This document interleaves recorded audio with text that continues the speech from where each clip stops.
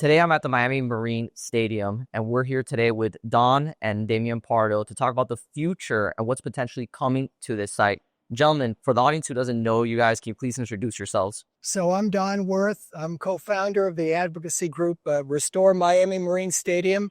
And today is a special day because it marks the completion of the 18th year that we've been working on restoration of this building. And I'm Damian Pardo. I'm honored to be City of Miami District 2 Commissioner, representing Morningside, Edgewater, Coconut Grove, Downtown Brickell, and Virginia Key, where we're at. Thank you, gentlemen. So today we're here at the Miami Marine Stadium. What is the future of this site and what's potentially coming here? Well, the future of the site is, we hope, a restored Miami Marine Stadium, which, by the way, will be one of the truly great open-air venues in the world. And that may sound like hyperbole, but it's true. So many different types of wonderful events can happen here. They happened in the past, and I think we can bring it back even better. And I want to say, I think it's really important to the future of Miami. This space activated, which is what we have before us and what will be going to the voters, really gives an opportunity to unlock potential tools that will restore this facility and activate the area in a different way. This could be a very iconic, global, very lucrative initiative for the city of Miami. For the residents who don't know the history, I guess, Don, can you share a little bit about the stadium and the background? And then Damian, if you can let us know a little more about what the future is looking like. Sure. So Miami in the 1950s and early 60s was a center for boat racing, which was a very big sport. And at the time, Mel Reese, who was the city manager at the time and was described to me by former Miami Mayor Maurice Ferre, came up with a somewhat crackpot idea to build a marine stadium to watch boat racing. So this building got built in 1963. It became the greatest boat racing venue in the world. Ultimately, it was supplemented with concerts, community activities, political rallies, religious services, and was in use for 30 years from 63 to 1992. When it was shuttered by Hurricane Andrew, never damaged, it's sat there since then. And what we did is we developed a request for proposal, very rigorous request for proposal. We put it out to bid for this facility, activating this facility. And after a very rigorous process, Oakview won that bid along with local partners. What that would do is that for the next 5 years, they would have a contract to run the Flex Park and all the events in the Flex Park, and then provide stabilized income, really run by a professional global organization that has the capacity to do that kind of function. And then with that stabilized income, we can unlock all kinds of financial tools that can really restore this building and then provide the entire space as a venue and a Flex Park together, which is the ultimate goal. So that for us who've been in Miami, who've just seen this building kind of dilapidated and staying here and a little bit of a relic of the past, I want people to focus on the prosperity of the future and what this can mean for us on the global stage to have a venue like this, which, as you've seen, when you look out there and you see the skyline and you can see, City of Miami, Miami Beach, and you could just envision how the potential and unlocking that potential for us is just an honor, and we're privileged to be able to bring this forward. And what do we need as a community to bring this to life and actually activate this space? Well, the first thing we're doing is it's going to commission now on the 12th of February. And with a successful vote, it will go to the voters in August. So our plan is to bring this to Miami voters and let them weigh in on this facility, let them understand the plans and get input and feedback from them in this process that we have been already. And Donna, kudos to you for the decades that you have spent on this project and all the people you represent. Many other people have worked very hard on this. Many other people, but you don't find this level of passion, dedication, and commitment from people who just want to see Miami do well and want to see us do great things on the global stage. So I think that is fundamental. And the kind of feedback we've had throughout, even now, has been just incredibly positive. People want to see this area activated, and they really believe that this will be a very profitable, fantastic venue for our city. So Oakview, it looks like they're going to take over this site and they're going to operate it. How can we ensure that Oakview is going to actually deliver on the promises that they've made to the residents here, Matt? Well, they have a contract. So that's insured through the contract, and the contract's available, but it's obviously the city negotiated what the city feels is a very good contract, and they will be the operator. And that's why it went through that rigorous process of the request for proposal. So we feel good about the contract, and we feel good about our partner, and we're excited about the future for our city. And I'd just like to say, I am really thrilled with what's happening now. I've always believed that what makes this project real is an experienced, successful, well-capitalized operator who sees opportunity here. And actually, since 2014, I've been to Miami City Commission 5 times asking and begging them to do an RFP for an operator because I'm an advocate. But I don't make these things happen. You need the operator. You should know, Brian, that Oakview is one of the 2 largest facilities operators in the United States. They run 300 venues worldwide. They have a local presence. They operate Miami Beach Convention Center. And I asked, by the way, Eric Carpenter, the city manager, how are they doing? He said, fine. They have a good track record here. And because they have this trial period, that's even better for the city, the opportunity to get to know them. I'd just like to say one very important thing about this project. This is not a nostalgia project. This is a project about the future. When I give talks, and I've done many, one of my taglines always is, the architecture gives it the wow, the history gives it its soul, but it's the future that we're excited about. Absolutely. And it is not being funded by taxpayers. It's not coming out of the general fund. That's not anticipated or contemplated. So it's I think we've unlocked the right opportunities before us. I think we're headed in a great direction, and we're super excited just at the prospects of the future. So for the residents that don't know how this is going to be funded specifically, you touched on it a little bit, but I guess to give a little more clarity and more ease of mind for those who are watching this. Well, there's a contract which will actually make this site profitable to the city of Miami over the 5 years, correct? And that's all that's really anticipated. That contract is giving revenue to the city of Miami. At the same time, parallel track, there's an analysis and a consulting agreement about how do we unlock financial tools that can help refurbish and restore the stadium. So that will be happening at the same time. So there's 2 parallel tracks running together. That's going before commission. At approval, that will go before the voters. So we'll have an opportunity to have more conversations and more information about this go out to the residents. And then after that, it's just we start. And it's the experience we get over the first 2, 3, 4 years that will ensure that we come up with the right structure so that when we look at renovating this and then activating this, it'll be optimal. And Brian, you should know that we have some hard numbers on how the stadium can be financed without city funds. Right now, there's about $25 million of non-city funds available for this project. $10 million of that is the contribution from Oakview itself. They will give.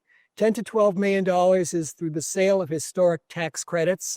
This proposal is on the National Register. We have a proposal now from the syndicator, a few $1 million from Find. Oakview, by the way, happens to be an expert in naming rights, which is an enormous source of income. They've done 40 naming rights deals over the years. They are good at it, and having their credibility will really help.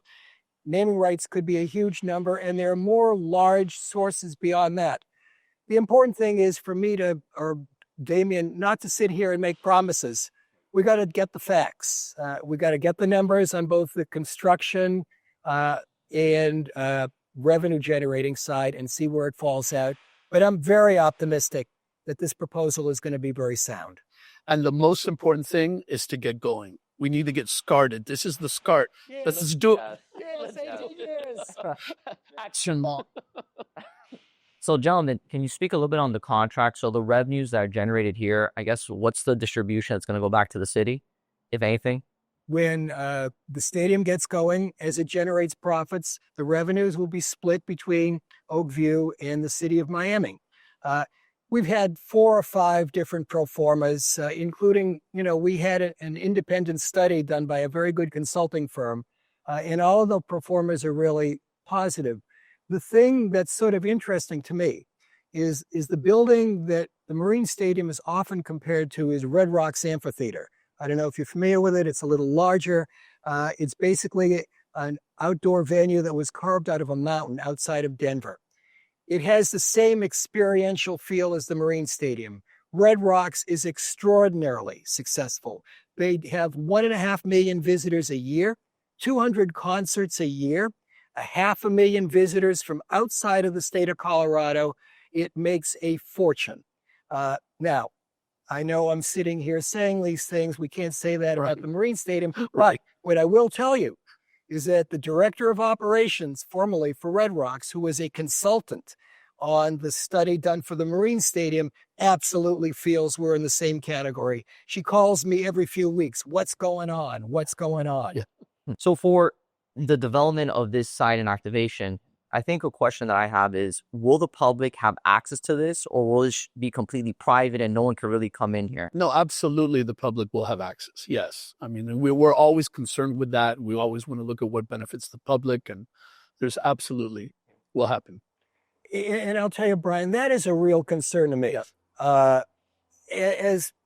As I, tell people, Miami is great. Look at all those $1 million condos out there. Everybody loves a water view. And if you're lucky enough to pay millions and millions of dollars for a condo or a house or a boat at your yacht club, that's great. But most people in Miami cannot afford that. And they need to have that same access to water as rich people.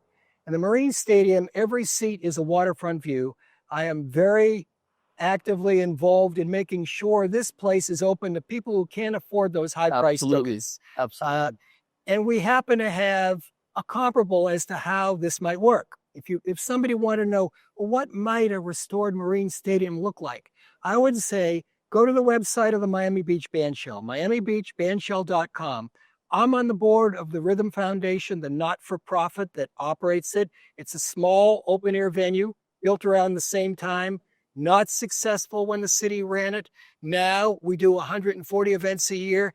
You look on the website, you see free concerts, cheap concerts. I don't know how we will arrange the specifics with Oakview, but we'll do that. And one thing that I really believe, just keep it keep it for selected hours during the week as a park. Because if you go out there at sunset and watch the rowers row and watch those buildings light up, and you have your sandwich and a guy down below is playing flamenco guitar, you got yourself a great experience for free. We really need to make sure this place is accessible for those people who can't afford those condos. And our input for the RFP absolutely was keeping it accessible, also keeping it as affordable as possible, and climate resiliency. Not using plastics, other issues that would enter this realm of concern for us. So yeah, that's absolutely, thank you for bringing that up. It's very important to us. So for the next 5 to 10 years, what does success actually look like for this site? Or what do you guys anticipate? Well, hopefully in my lifetime, it will happen. I mean, for me, success, I'm not there yet.